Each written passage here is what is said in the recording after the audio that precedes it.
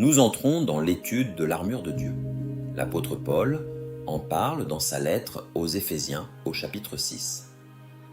Dans cette vidéo, nous allons lire les versets 10 à 13 qui nous expliquent pourquoi nous avons besoin de cette armure. Dans les prochains épisodes, nous détaillerons chaque pièce. Écoutons donc son message. Au reste, fortifiez-vous dans le Seigneur et par sa force toute puissante. Revêtez-vous de toutes les armes de Dieu, afin de pouvoir tenir ferme contre les ruses du diable. Car nous n'avons pas à lutter contre la chair et le sang, mais contre les dominations, contre les autorités, contre les princes de ce monde de ténèbres, contre les esprits méchants dans les lieux célestes. C'est pourquoi prenez toutes les armes de Dieu afin de pouvoir résister dans le mauvais jour et tenir ferme après avoir tout surmonté. Voilà le champ de bataille. Voilà notre ennemi. Et voilà pourquoi nous avons besoin de l'armure. L'apôtre Paul a écrit cette lettre aux Éphésiens lorsqu'il était emprisonné à Rome. Il avait probablement pris le temps d'examiner les différentes parties de l'armure des soldats romains et a donné des détails sur comment l'appliquer de manière pratique dans la vie chrétienne.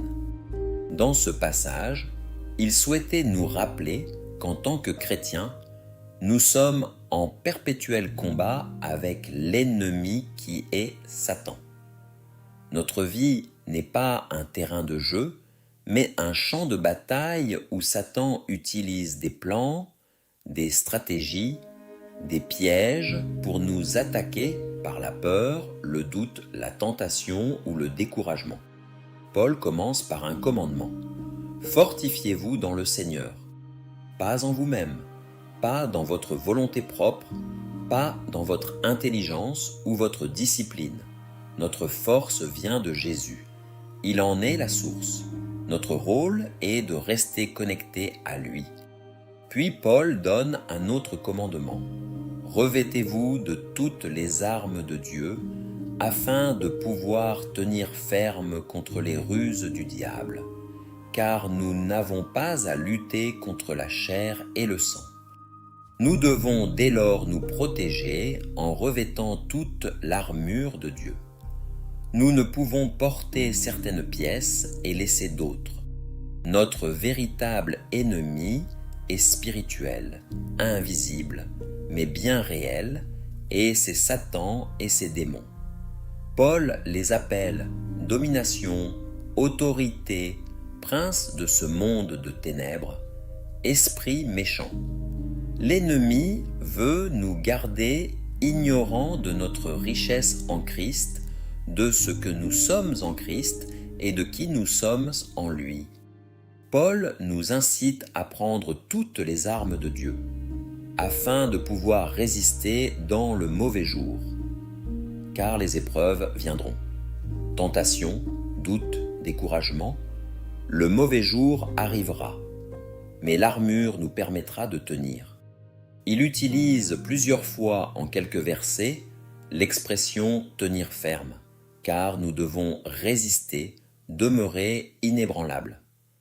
Il ne s'agit pas de conquérir de nouveaux territoires. Il s'agit de tenir le terrain que Christ a déjà gagné pour nous. L'ennemi veut que nous tombions, que nous abandonnions, que nous reculions, que nous doutions, que nous péchions. La bonne nouvelle est que nous ne combattons pas pour gagner. Nous perdons peut-être parfois la bataille, mais nous remporterons la guerre, car Jésus a déjà vaincu l'ennemi à la croix. La question que nous devions nous poser est de savoir si nous sommes conscients de la bataille en cours. Tenons-nous fermes ou avons-nous baissé notre garde? Dans notre prochaine vidéo, nous étudierons la première pièce de l'armure de Dieu, la ceinture de la vérité.